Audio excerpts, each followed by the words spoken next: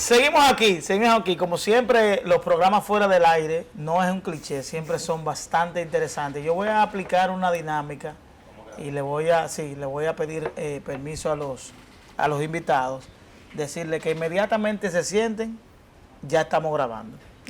Para que no vaya a salir una cosa que nos metamos en problemas todo el mundo.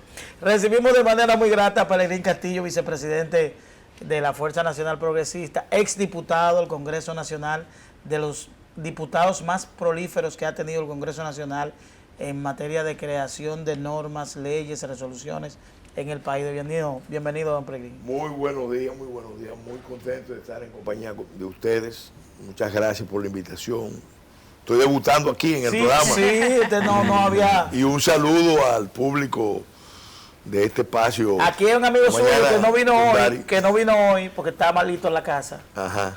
El expresidente de la Cámara de Diputados, don Luis José González Sánchez. Ah, sí. Y es miembro de este programa. Claro, yo no sabía. Sí, bueno, pues, es parte. Que reciba un saludo y Yo un creo que fuerte abrazo. Están compitiendo entre los mejores diputados. Tenemos, vamos a decir, clasificaciones diferentes. Sí. Porque él fue presidente de la Cámara en otros tiempos y a mí me tocó ser un diputado solitario. ¿Usted no tiene en planes o en posibilidad volver al Congreso Nacional? No, realmente. Eso ya es una etapa ya. Realmente yo fui diputado 5 periodos. Wow. Fui constituyente.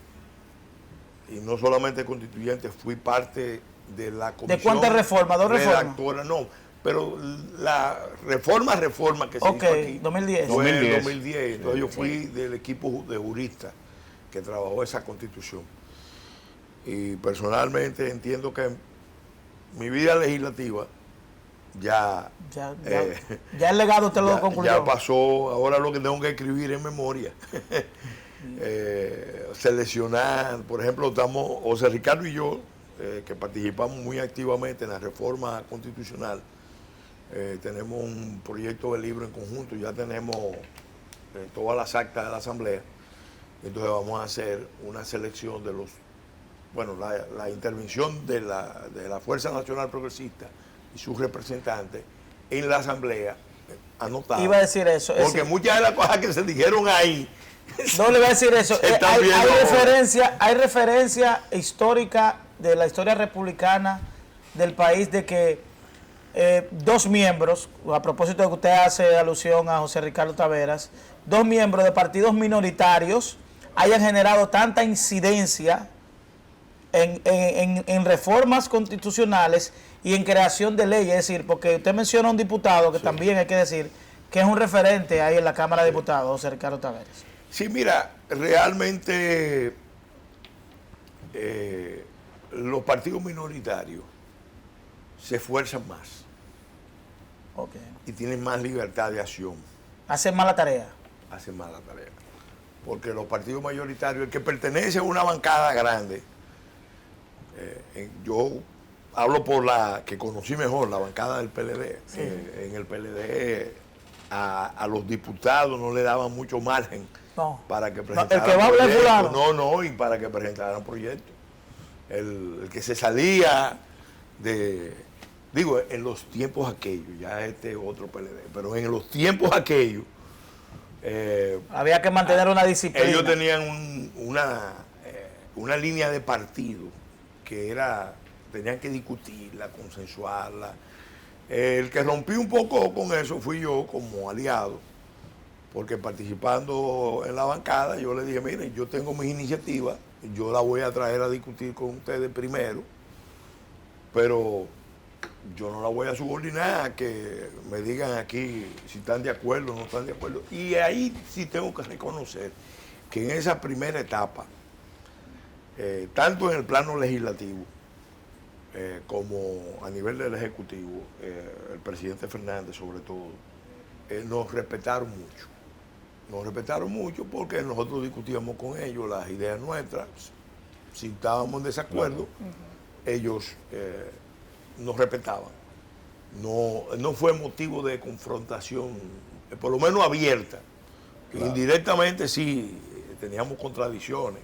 Don Pelegrín. A veces chanceábamos sobre eso, pero eso se respetó. El presidente Fernández también en eso frenó algunas reacciones de miembros del comité político que entendían que nosotros éramos unos aliados demasiado independientes, beligerantes, que queríamos imponerle la agenda al partido mayor. Entonces eso dio origen a muchos, algunas fricciones. Sí.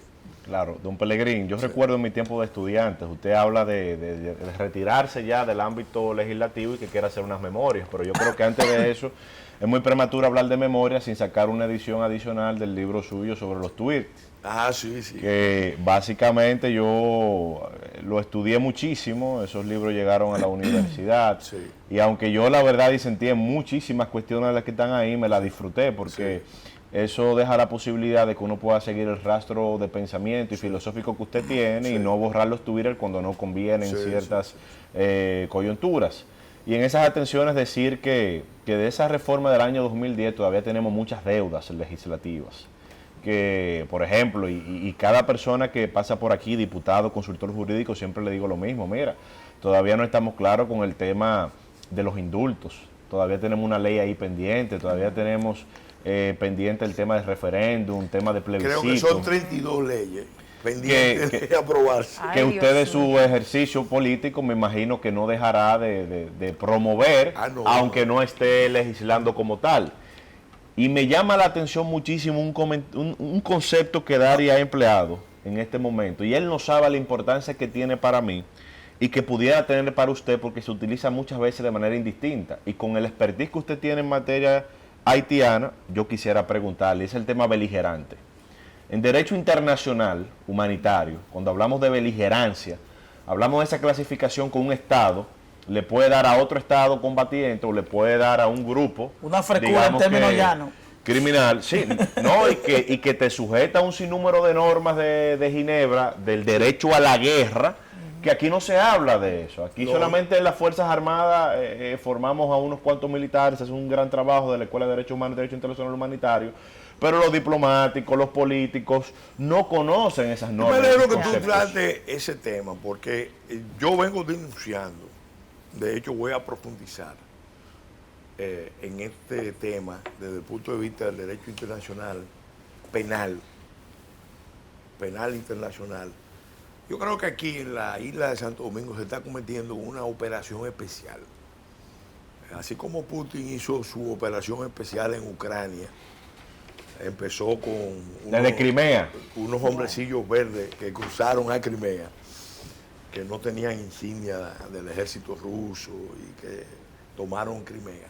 Aquí en la isla se está ejecutando una operación especial que es realmente tiene elementos de crímenes internacionales muy claros. Mira, voy a solamente a citar algo que está a la vista de todo el mundo, que lo están admitiendo incluso funcionarios norteamericanos. En Haití se han conformado grupos paramilitares. Para quitar la entidad se dice banda, pero son grupos paramilitares que están usando métodos terroristas. Y el terrorismo es un crimen internacional. Y lo están usando de manera sistemática contra la población haitiana. Organizados. De manera organizada. Y hay dos condiciones ahí adicionales para darle la razón. Que son identificables y que tienen territorio. Tienen territorio. Y hasta nombres. Por ejemplo, los grupos paramilitares que usan el método de apoderarse, de capturar infraestructuras críticas de un Estado para, en este caso, ejercer algún tipo de presión, chantaje sobre el gobierno, sobre las autoridades, sobre la comunidad internacional, sobre la población en general. Eso caracteriza, tipifica claramente una acción de corte terrorista y en este caso internacional. Segundo elemento, se han producido hechos por parte de estos grupos que no solamente son los convencionales de lucha con otros grupos paramilitares, no. Llegar a un barrio, producir varios asesinatos y después producir violaciones masivas de mujeres y de niñas. Claro, ellos pierden propósito. Otra expresión que se ha visto en unos escenarios remotos. Por ejemplo, se vio en el norte de Siria, Uganda, en el norte de Irak, especialmente con ISIS, y se ha visto en África subsahariana, y concretamente se ha visto en Nigeria con la operación de Boko Haram. claro.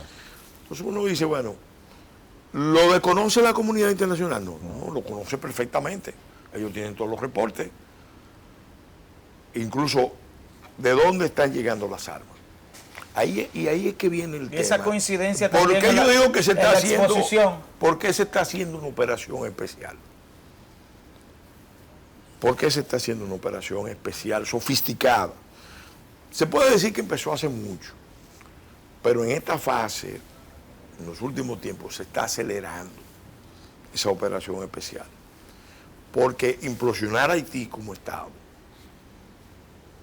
y dejar que implosione, porque también por omisión la comunidad internacional, actores de la comunidad internacional están permitiendo que eso suceda sin intervenir, sin hacer nada.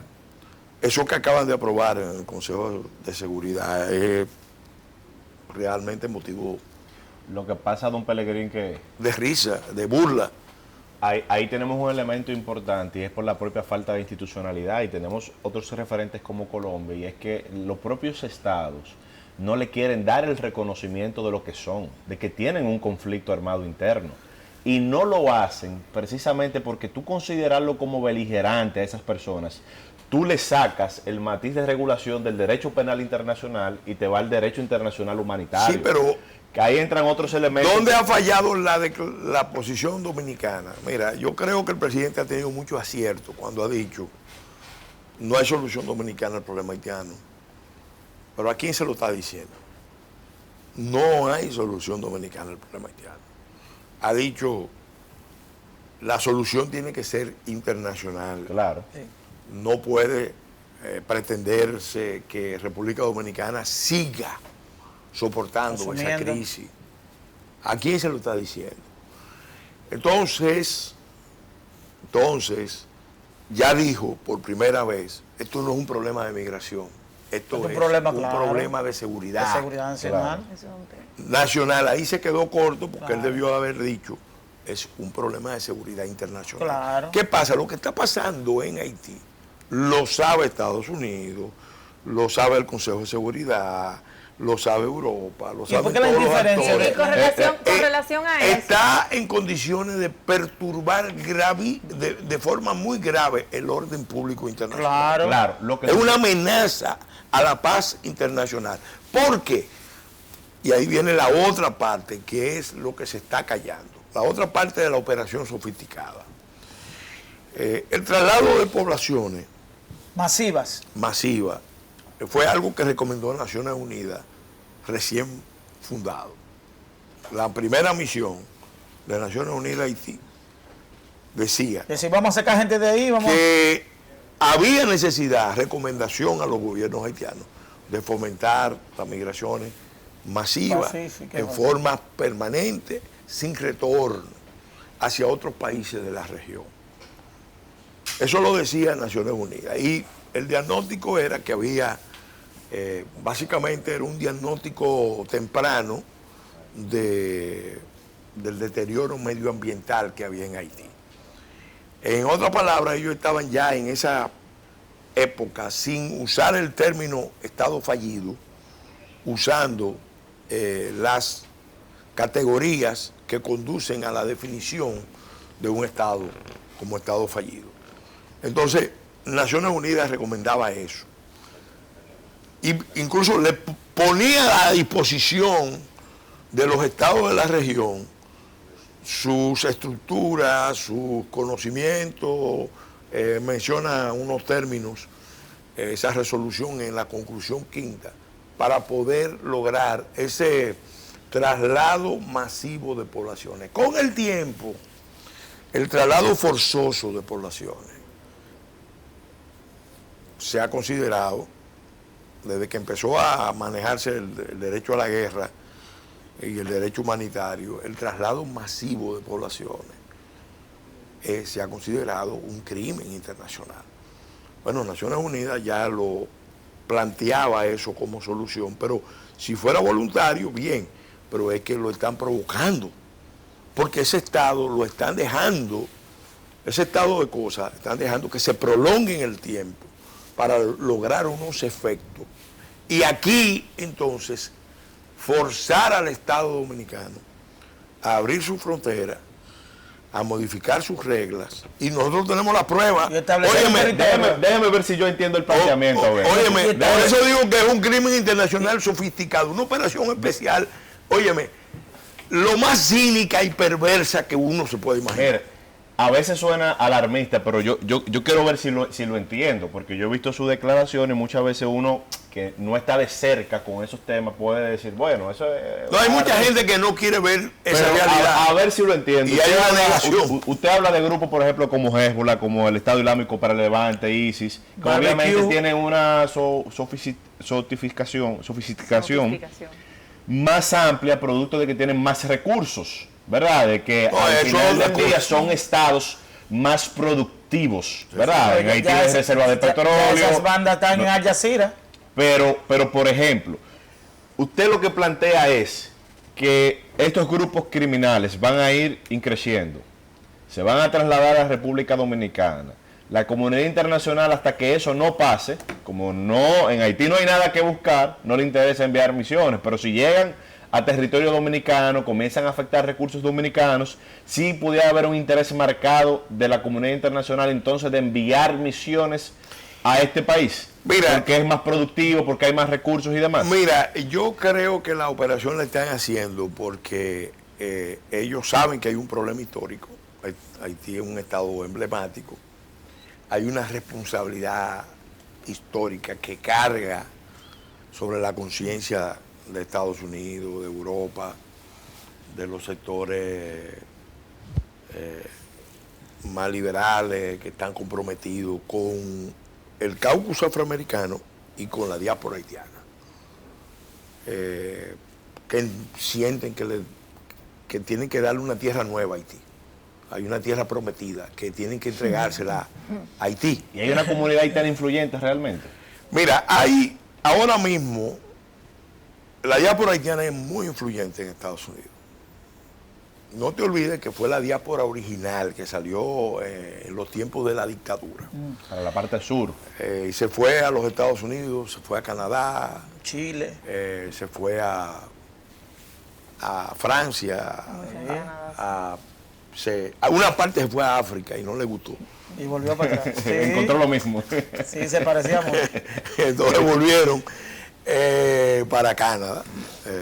Pero esa diáspora es muy influyente. Yo tuve oportunidad de ver un dossier de quiénes son esos personajes que influyen en la política de esos países. Y bueno, ahora mismo la vocero de Casablanca es descendiente de haitiano. Ahora, ¿qué es lo que pasa? Yo tenía una confusión en lo personal y un diplomático sudamericano me sacó de la confusión. Me dijo, no, es que tú estás equivocado. La alianza de los haitianos, de la diáspora haitiana, con el caucus afroamericano y el sector más liberal o más radical del Partido Demócrata, yo pensaba que había empezado en los 90 con Aristide, con el exilio de Aristide en Washington. Ese fue un hito, eso fue un punto importante, pero no el origen. Él me dijo, eso empezó en la década de los 60, en la lucha por los derechos civiles. Porque el gobierno de Johnson apoyó a Duvalier. Kennedy había tratado de derribar a Duvalier. Dice Duvalier que él derribó a Kennedy con un trabajo de vudú que le hizo. Óigame.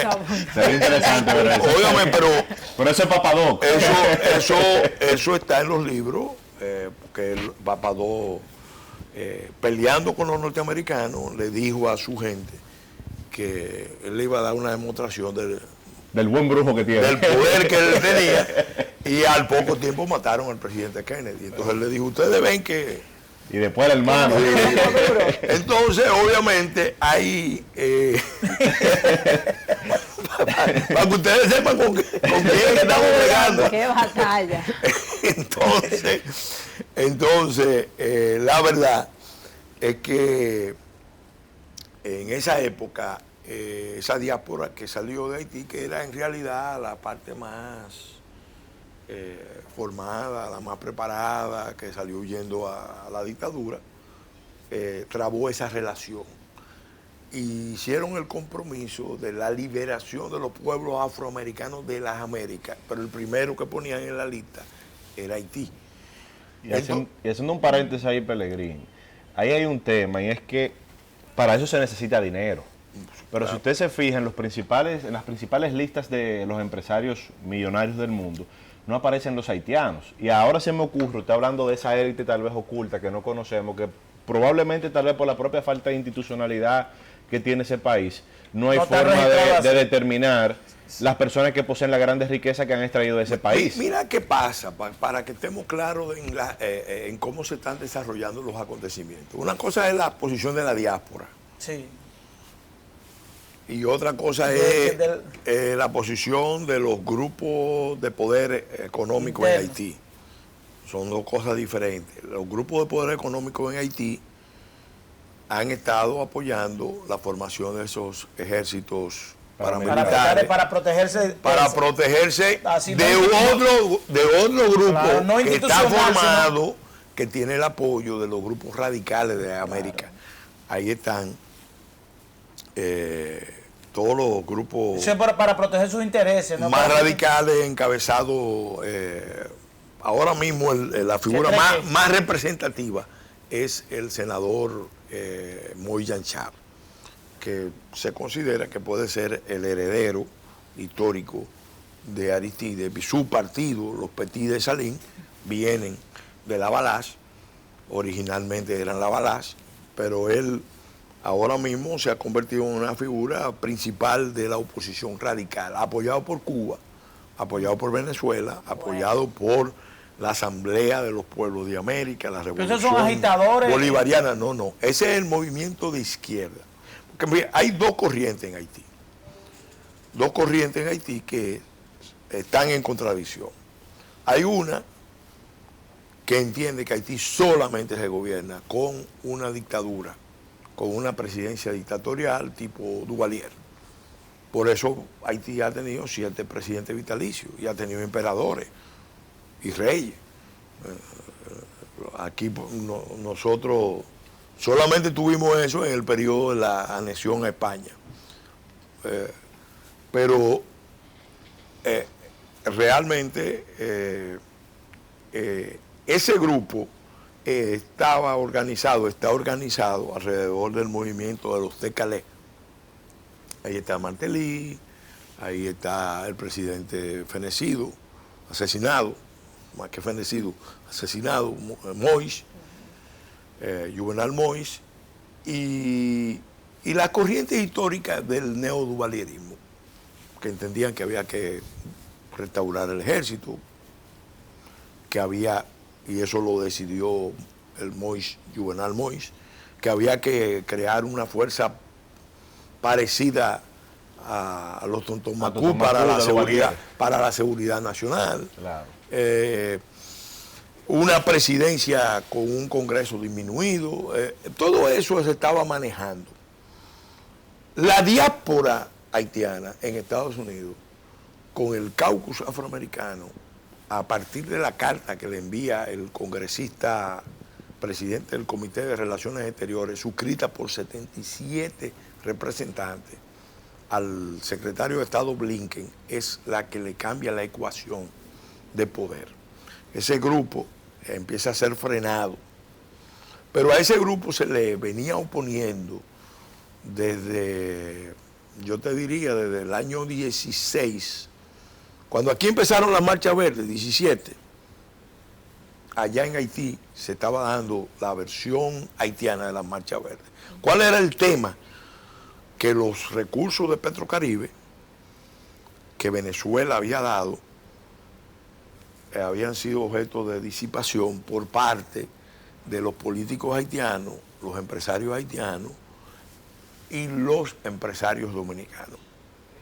Entonces, ellos pasaron ahí casi un par de años en movilización, ese grupo, preparando, porque a ese grupo que entiende que hay que gobernar Haití con una dictadura, se le opone otro grupo que dice que el problema de Haití no se va a superar, los problemas de Haití, un nuevo Haití nunca será posible si no se hace una revolución, primero una transición con ruptura que conduzca a una revolución anticolonial. Ese grupo lo apoya ya a nivel internacional China, Rusia. Esa postura. Claro, Irán, lo apoya todos los países de la revolución socialista del siglo XXI. Entonces esas contradicciones se están dando ahí en Haití. Y aquí hay mucha gente quitada de bulla sobre lo que eso puede significar. Se nos quedan muchos temas, don Peregrino. Porque usted sabe que... No, porque no hemos... usted sabe que... ¿Usted es amigo del dueño de este canal?